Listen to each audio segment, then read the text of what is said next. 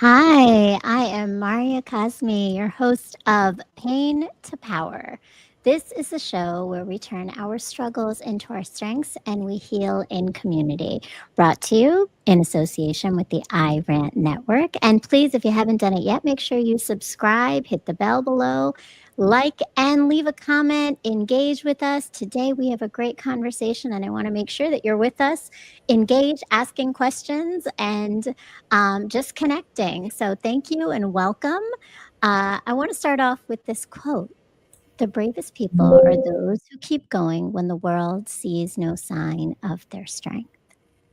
Right now, we are in a time in our world where a lot of people are going through pain and different kinds of pain. Some of it's silent pain, some of it's visible pain, some of it's pain that we all are having common feelings about, but pain is what we're seeing. And oftentimes, many people are carrying that without speaking on it. So today, my guest is bravely sharing her story openly and giving us this understanding of what it is to hold daily pain. And I am really excited to bring to the stage the author of the book, The Daily Pain, that Cecily Holland has written. Welcome, Cecily. Hi, Marya. How are you? I'm great. How are you doing today? I'm doing okay. I'm doing okay today. Well, it's really an honor to have you here. First off, I love the yellow. Yellow is sunshine and light. And when I think about our conversation today, you're bringing light and awareness to something that often we don't talk about. So I love the color and the energy that you're going to be bringing to today's conversation. It's an honor to have you here. And I know this is actually your first interview talking about your book. Yes, it's my very first interview. So I'm blessed that you wanted to have me on your show to discuss the book. I look forward to our conversation and thank you for having me. It's a pleasure to have you here. So, we just start off. Do you want to just tell us a little bit about just who you are, your story a little bit, and then we'll definitely talk about the book. My name is Cecily Holland. I was born in Eunice, Louisiana, which is a small town in St. Landry Parish. I was raised in Lafayette Parish, and some of the things that interest me include reading, writing, cooking, baking.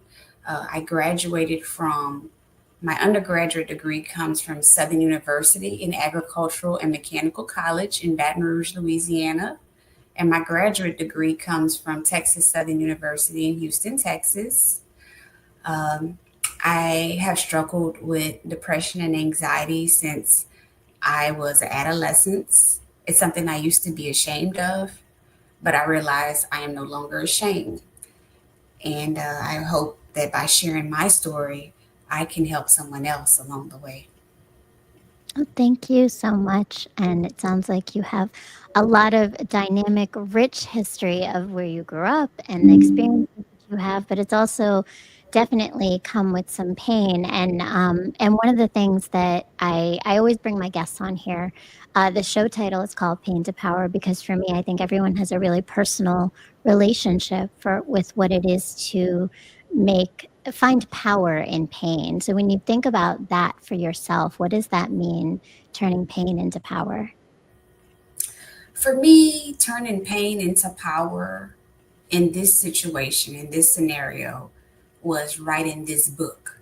This is how I turned my pain into power. I put my pain on paper using words, emotions, and feelings for different things that I experienced and went through.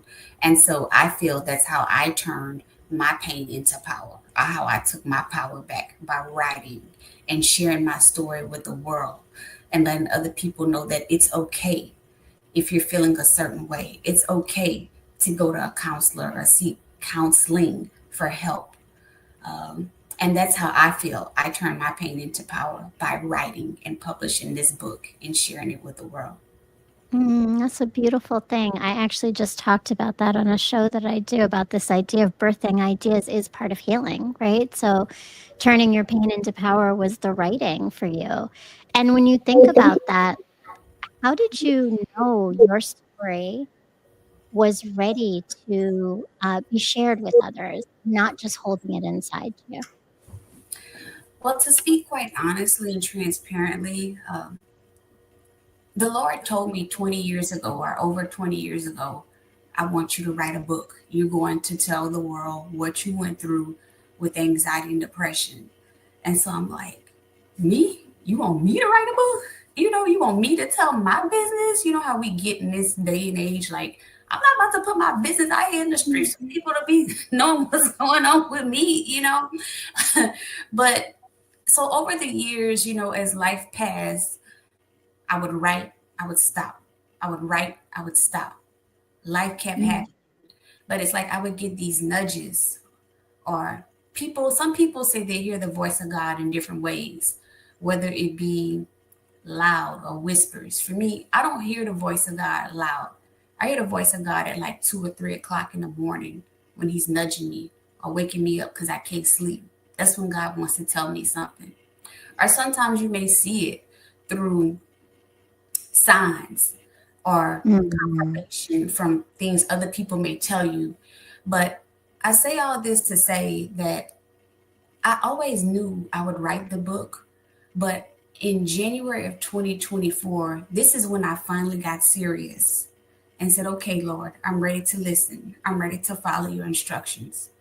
And I picked it up again. I was determined to finish it. I was like, I gotta finish it this year. I gotta finish it. And then April of 2024 came and my father passed.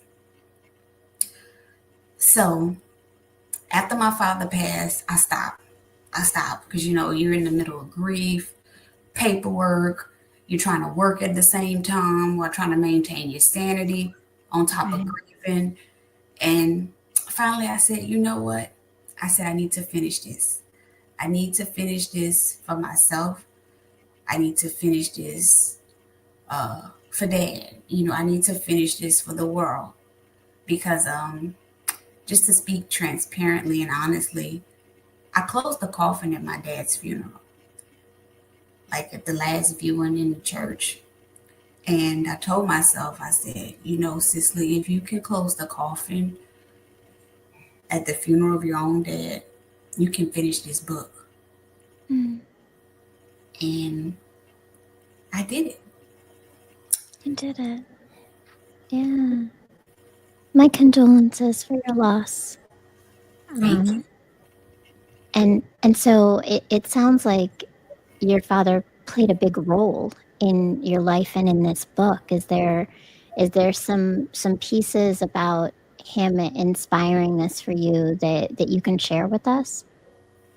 Absolutely. When he met my mom married, my father and my mom married when I was 6. And in the book, I discuss how he was instrumental in helping my mom and I navigate the healthcare system. Him and my mother made sure I was able to get the resources that I needed, whether it was counseling, going to a doctor, um, or just making sure I'm okay. Like, he always made sure I was okay. And he took care of me, what a father is supposed to do. He was there, he listened, he cared, he was supportive. And those are some of the ways that he showed up. And as you know, when you read the book, I mention him quite often about how he was real instrumental in this battle of helping me navigate these challenges throughout the years. Him and my mother. I couldn't have did it without him, either one of them. Mm, that's really important, and I appreciate that because it sounds like then he also in his passing has motivated you, right, to take it to this next level as well, which is powerful. And that's it's a full circle, it sounds like, right? Um, It absolutely is full circle. Uh, I will say that since he's passed, I've always heard people say you're not the same, after losing a parent, or you change in so many different ways. And I really didn't know or learn that until after it happened to me. mm, I became a stronger. version of myself, a more powerful version of myself. So it's almost like this pain pushed me to birth this purpose, if this makes sense. Mm, absolutely. And I had to find an outlet. I had to find an artistic outlet to deal with this grief and find some way to honor myself, honor my mother and my father. And I said, that's it. I got to finish this book. And like I said, I started in January of 2024. Well, picked it up again. And it's just that dad didn't get to see the final copy because he passed in April of 2024. I'm sorry that he missed that. Me But too.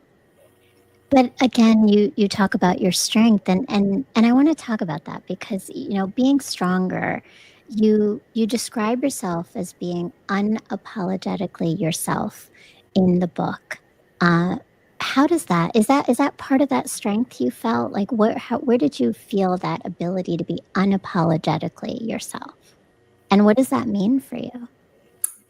I haven't always been this way. You know, in the book, I was quite frank about how I used to let people walk all over me, use me, take advantage of my kindness, uh, misuse me, maybe take advantage of me in different ways. But as you age, you begin to mature, or you would think age would bring about maturity, and you grow and you learn. Now, we're always constantly growing and learning, but I feel like I have done so much growing and learning and stretching the Mm, past year. I cannot begin to explain. So I feel like living my truth or being who I am unapologetically is how I'm honoring myself now. And mm, to be quite frankly, you know, like either you like it or you don't.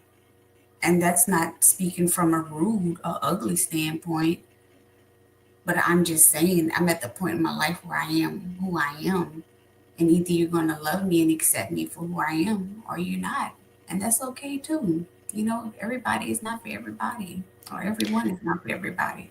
no, they're not, right? But that's so much strength. I think for what you speak of is your story of how you used to show up before and what you allowed in the way people were treating you to be able to say I am me and I am standing up as me unapologetically is a lot of shift and strength in that. So I applaud you for that. That's Thank you. big. Thank you. Thank you. Thank you. And let me just say, I am a huge advocate for therapy, and I discuss that in the book as well about counseling and therapy because you can have family members, you can have friends, but at the end of the day, you want to pray to Jesus, but you also want to have an unbiased voice, unbiased license voice that you're able to Mhm. talk to about your emotions. And please note, I said license because some people think they're therapists and they're not therapists. They don't have a license. So, and I also talk about or discuss how sometimes you may prefer a particular sex. You may prefer a female therapist, a male therapist. You may prefer Caucasian, African American, Hindu, Mexican, Asian. I don't know. But you have to figure out and decide what works for you. And sometimes you may start with one doctor or therapist and you find they're not a good match for you, or they're not grasping your story as you would hope they would. And that's okay. That's nothing personal. But all you do is you find another therapist who works for you and who gets your story. Mm. Absolutely. It's such a personal decision. And I love that because it sounds like, in addition to you telling your story and being vulnerable and honest, you're also giving people practical tools to navigate their own journey of understanding anxiety and depression in this book. Absolutely. And that was my hope. My hope was that people would take this and realize it's okay to go and seek counseling or obtain counseling services, because so many of us are dealing with unresolved traumas, whether it's from our childhood or dating history or family history, whatever it may be. And you need to work through those traumas and heal. Heal. I cannot stress that enough. Heal. Absolutely. Heal, Set heal, heal. yes, and set your boundaries. Like boundaries are really important Mhm. as well. Mhm. Absolutely. Everything you're saying, right? So I want to come back and I saw there's some people in our chat. I want to say welcome and thank you for engaging with us here in the chat. Please make sure that you're here. Make sure you subscribe, you like, you comment, and keep bringing up your comments and thoughts in the chat. I think I saw some of our ranters family. There we go. Tasha from No Hold Backs. Welcome, Tasha. She says, indeed, doing that inner work is important. Get therapy. Yes, yes. From professional herself. Yes, get therapy, right? I love it. And Just One Love is joining us as well. Good evening, Renters family. Good evening, Just One Love. So happy to have you both here and our Renters family. Indeed, I learned so much about me and people around me when my dad died. A part of me died and part of me grew. I get it. Absolutely. When we lose a parent, that is significant in our lives. There's a huge loss, and there's so much that we learn about ourselves, our strength, the community around us, right? Their legacy, who we want to be. There's so much. I feel like so many conversations I've had today about loss of people around us are coming back to me. Um, and so, I wonder, and you talk about the practicality, it sounds like therapy is one of the things that was the tools for you, but what else helped you and gave you to learn that strength? I would say first and foremost, Jesus Christ. I also discuss in the book. I was raised in the Christian faith. I grew up in the Black Baptist church. I'm a Christian. I believe you should be able to know a tree by its fruit. I try to treat people the way I would want to be treated. Um, Going to church, praying, reading scriptures, meditating, journaling. Also, finding a strong support system. I was extremely blessed to have not one but two parents who were extremely supportive. I understand that's not the case for everybody. Sometimes your family may be come from people who are not your actual blood. And I Mhm. also was blessed with some extremely great friends. And I would not dare name names because I feel like if I started naming names, I would miss somebody. Oh, no. And when you do that, it's like you miss somebody. It's Yeah, like, oh my God, I forgot to say such and such names. right. And It's love to all who you know who I you love, are. love to all. So, yes, I would say having a strong Christian foundation, therapy, having a great support system, parents, excellent, excellent friends. And I was also blessed with some great supervisors, some great coworkers, and people who the Lord just plant strategically along my way or along my path in life. They have been a blessing. And sometimes you wonder, how did you know I would need this? How did you know, Lord, I would need this Mm. person in my life at that time period? But He just knows. He knows all. And it's just truly amazing. And, when I think about this process, Marya, to tell you the truth, just to show you how God is always working, this book was published the day after my birthday. I had nothing to do with that. I had no idea that this book would come out the day after my birthday. So I feel like Wow. that's the What biggest a gift. birthday present I gave to myself this year. Oh. That is the most powerful birthday present to have something that is so personal and so important and something you've worked on for so long to come to fruition and out there for everyone. So please make sure everyone here buy the book. The Daily Pain. It's all the links of where you can find it are below. You can find it on all major booksellers, Amazon. It's on oh, where is it? Barnes and Noble, right?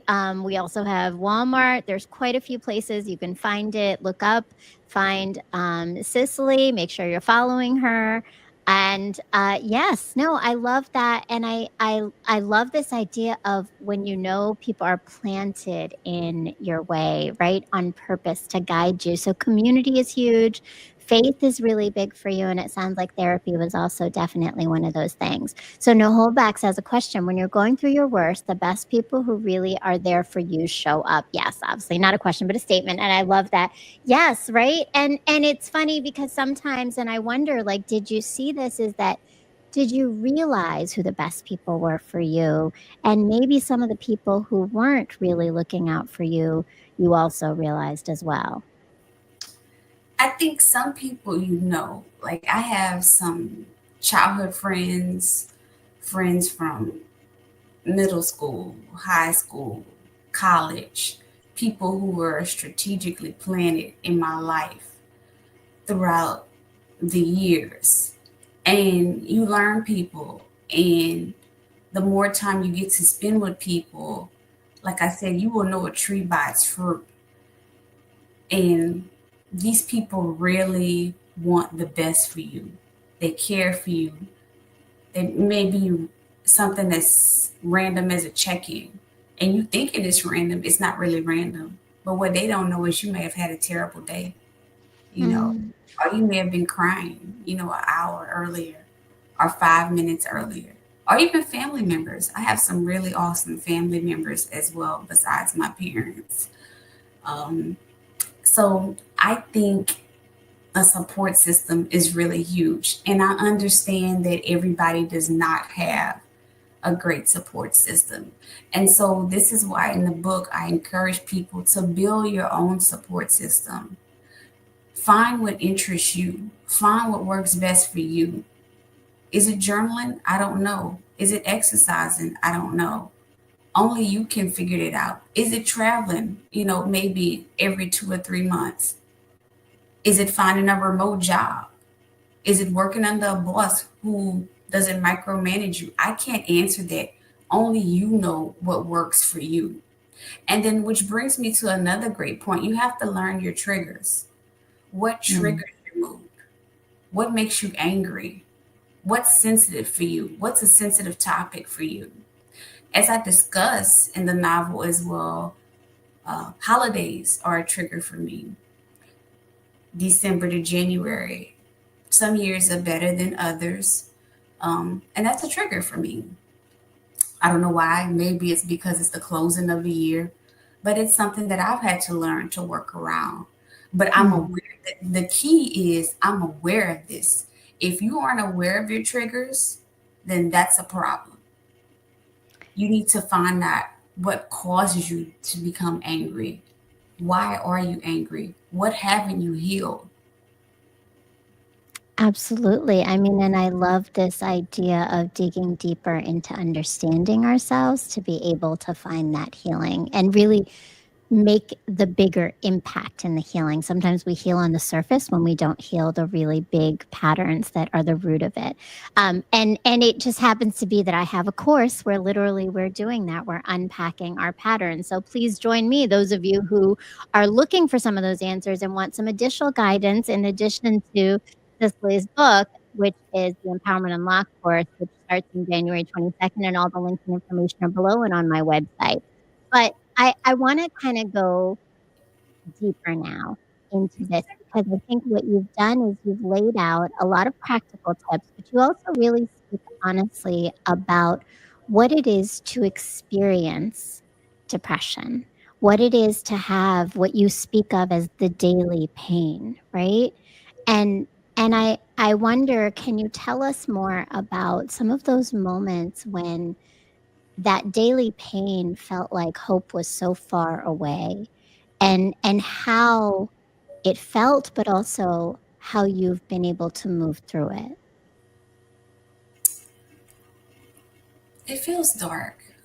Sometimes it can feel really dark. Or for my experience, may be completely different from the next person.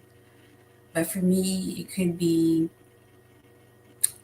low energy, feeling sad, down, blue. Um, and honestly, sometimes people don't know what it takes for me to just show up in a day. I've always been told I have a really pretty smile or that I smile and laugh a lot. But sometimes I'm doing that, to avoid dealing with the pain I'm feeling on the inside. It's like a weight, a heaviness you feel inside of you. And you just want it to stop. You want it to stop. And it feels dark. And as I was writing earlier, going through notes, trying to prepare for this interview, I wrote a keynote that I want to share. You have to sit in it sometimes. You have to sit in this. But the important point I wrote was don't stay there. It's okay to sit there for a while, but don't stay there. You get up little by little, you pick yourself up. It could be something as simple as going and taking a shower or eating a meal. Because sometimes when you in a mood like that, or when you in one of those depressive moods or states, you don't really have a big appetite. You don't really want to watch TV. All you want to do is sleep. All I want to do is sleep, to be quite frank. Um, but I would say the biggest point is to don't stay there. Try to pull yourself out slowly from it. And that could be something as simple as getting up out the bed and putting on a new pair of pajamas, or Mm. going from the bedroom to the living room, or going from the living room to the garage, and from the garage to the vehicle and out the house. So, and let me just say this, people have no idea what it takes for someone to show up every single day. They have no idea what it takes for somebody to show up every single day, especially in this day and age of social media where we see the highlight reels of the Mhm. perfect families, the perfect relationships, the perfect lives, or it seems like they have it going on or everything's going great in their world. You don't know that. We're just assuming that from what they're sharing on the internet. We're just getting a snippet. We're not getting a real day to day. Yeah. No, I mean, and again, it comes back to how you talk about this idea of the silent pain, right? Like it's nobody knows always what everyone's going through and how much it takes to show up. Just One Love says, agreed, have your pity party, sit on it, and then flush the crap and use that. I use that myself, but don't sit on it too long. Absolutely. Nothing can be sat on too long. And I love that you said that, right? So pitch yourself to just take one step, even if that step is as small as putting on something different or or getting out of bed and stepping into your kitchen, right? Like whatever that is. No Holdback says, also realizing that once you find your triggers, you learn some grounding techniques and understand that you will discover more, and that's okay. Absolutely, right? Once you know what your triggers are, you have the tools now or the awareness of what tools do you need to move through them. Um, and I want to ask because you're giving the perspective of what it is to experience, but I think there's a lot of people probably on here who maybe have family, friends, people that they love and care for who are showing up in those ways, and they want to know, how do I support my friend or my family member from the perspective of someone who's gone through this? Like, and you talk about your support system, but what is it that you think you needed, or you would say, from conversations with others, what you notice people may need from others in moments like that, when there's darkness, when there's the nothingness, when you want to do and be nothing. What do you need from your community? I would say maybe start with something as simple as door dashing them some food. Maybe I'm being too simple, door dashing them some food, send them some food, pick up the phone and call them. Or if they're not answering the phone, send them a text message.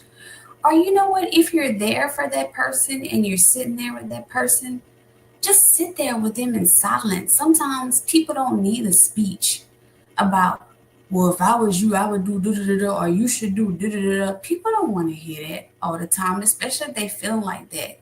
Sometimes the best thing you can do for somebody is just sit with them, or just be there for them by showing up. Just showing up, just your presence means so much. And I do Mm, understand sometimes we may push back, you know, and that's okay. I mean, but I would encourage the people who genuinely want to show up, keep pushing, keep knocking, don't give up. Keep knocking and keep pushing until that person has no choice but to let you in. Because they see you're not going nowhere. You genuinely and truly, really do care for them and their well being. And eventually they may break down those walls a little bit, right? And Absolutely. I like this idea of DoorDash because I think sometimes, like, if you don't know what to say and you feel like you are being pushed away, I mean, nobody's pushing away food. Or No, I mean, they might be a little bit, pushing but away like, food. like mostly you'd be like, at some point I'm be hungry, right? like, Yeah, nobody's pushing away food. And so, like you you can't know, go wrong. I didn't say the no, wrong thing. I didn't offend you. I brought you food. and it may sound so simple, but it really is simple little things that people And I think it's a safe thing, but it's still a thing from love and care. And to your point, it shows genuine, genuine connection with someone. Like I really do want to be there for you. I don't know how, but here's something I can do. yes, And yes, that's what it sounds like you're saying, that people just need to know that there's someone there who's not giving up on them. yes, yes, yes. That's huge. That's huge. And you know, with your own mental health struggles and in writing this book and everything, how have you felt in your day to day life is as you've kind of, you know, moved through not carrying your struggles, but actually expressing them, right? Saying things, speaking on all of this. And you said writing was your healing, but tell me more about that part of this journey for you. Writing was very therapeutic for me. Actually, when I went back and reread what I went through, what I still deal with, it actually made me really sad. It made me really sad to know that I went through that and experienced that. But it also made me realize how strong I really am, that I was able to push past all of this and get the help I need, push past the depressive episodes, push past the anxious moments. So, writing was my tool, or very therapeutic, to get everything I experienced out on paper.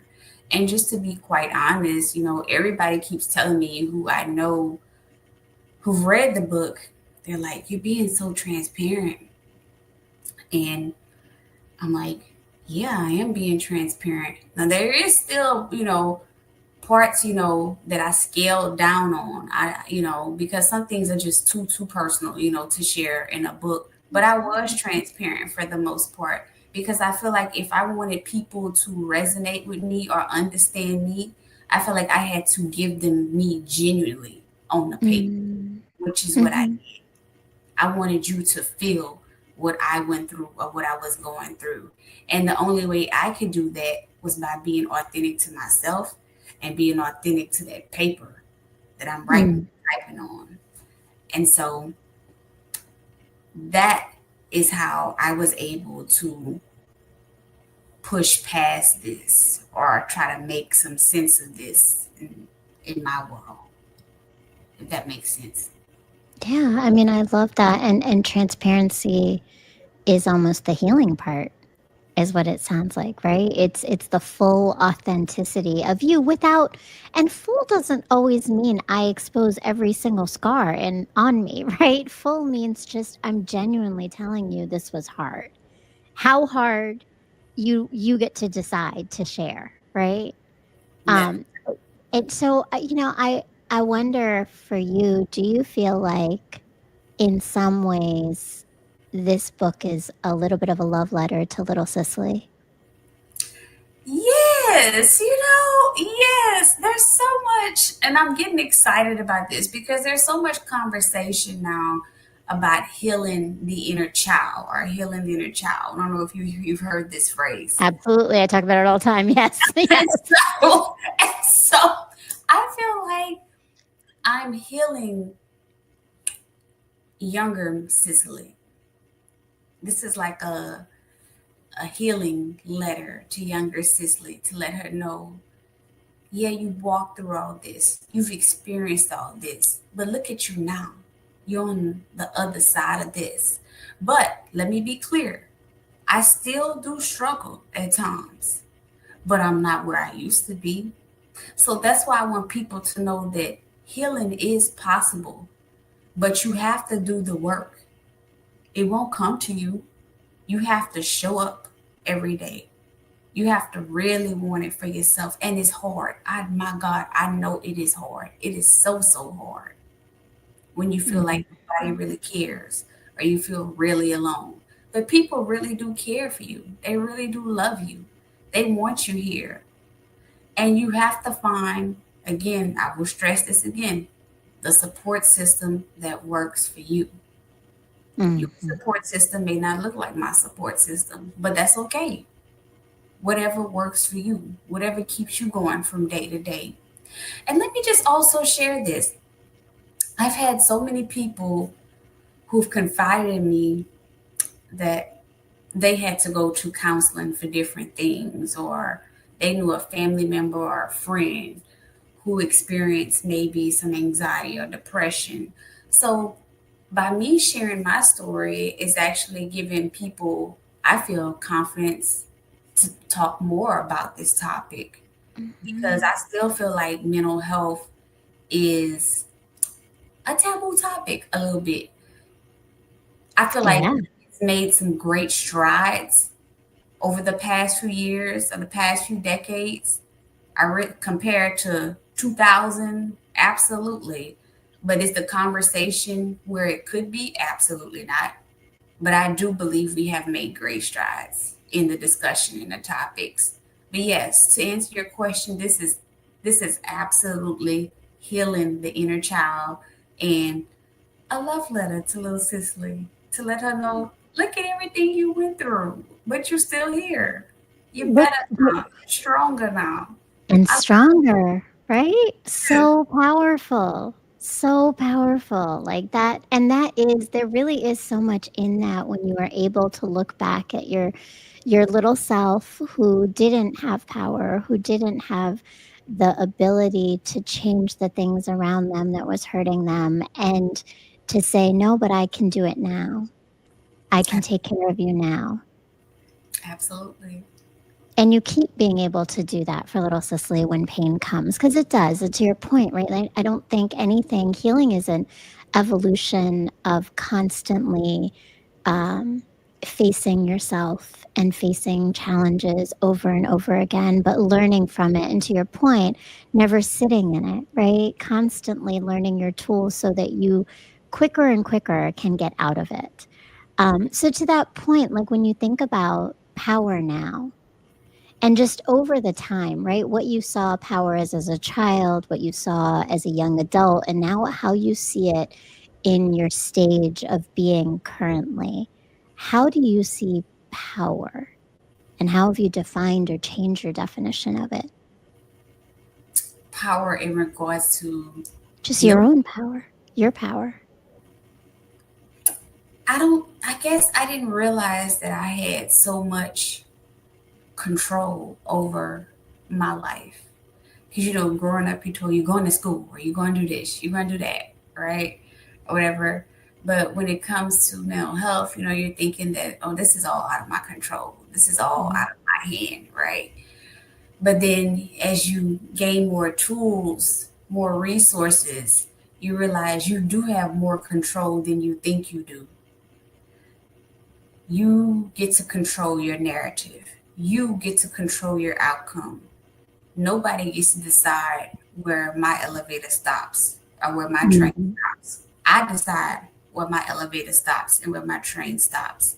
You don't get to decide that. The only person who ultimately gets to decide that is our Lord and Savior Jesus Christ and yourself by the work you're doing. That's who decides where your elevator stops or your train stops, not you. So you control your destiny, your story, your narrative, but you have to also be open to the twists and turns that may come with it as well. Because healing, Inevitably. yes, yes, yes, because healing is not linear. It's up and down. It's up and down. It's a roller coaster. It's not, oh, I'm here one day, and we're gonna go from here to there. Like, no, it's not like that. It's really up and down. It's a whole messy ball game. It is. It is. It's very messy. It's ugly. It's very messy and ugly, but on the other side, it is a great feeling. So awesome. It really is, right? And it is a choice, Yes, right? it's a So, choice.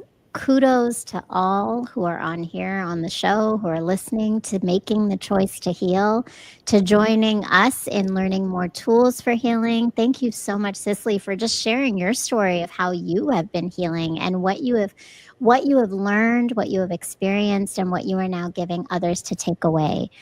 So with that, when you think about, our listeners, right? Some people who are sitting in loneliness or heaviness right now, or have been before, right? What's one gentle truth or a reminder that you want them to hold on to today?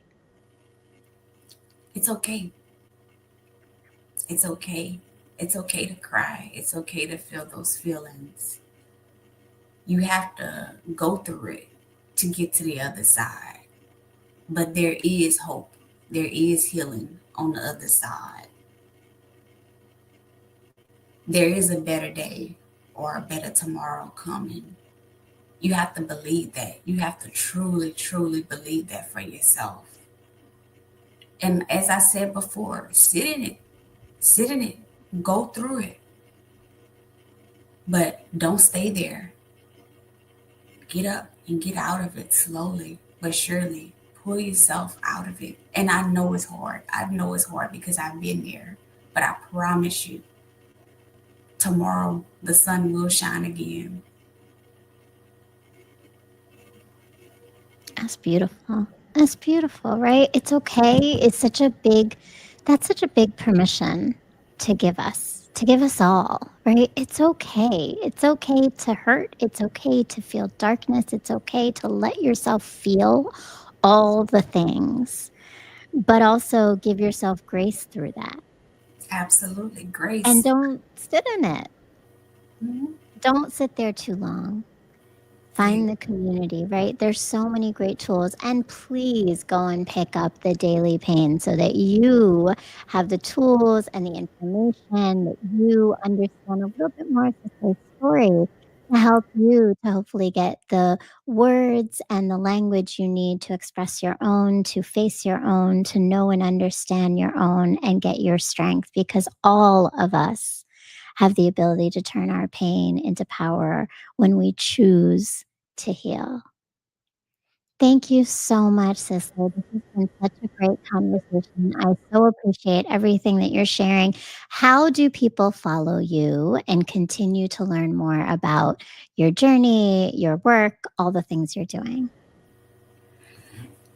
people can follow me by going to Instagram. Instagram, follow me at Daily Pain Book CH. Daily Pain Book CH. Purchase the book from Walmart.com, Amazon.com, Barnes and Nobles, or they can email me. Let me pull up the email address because I understand everybody doesn't use social media in this day and age.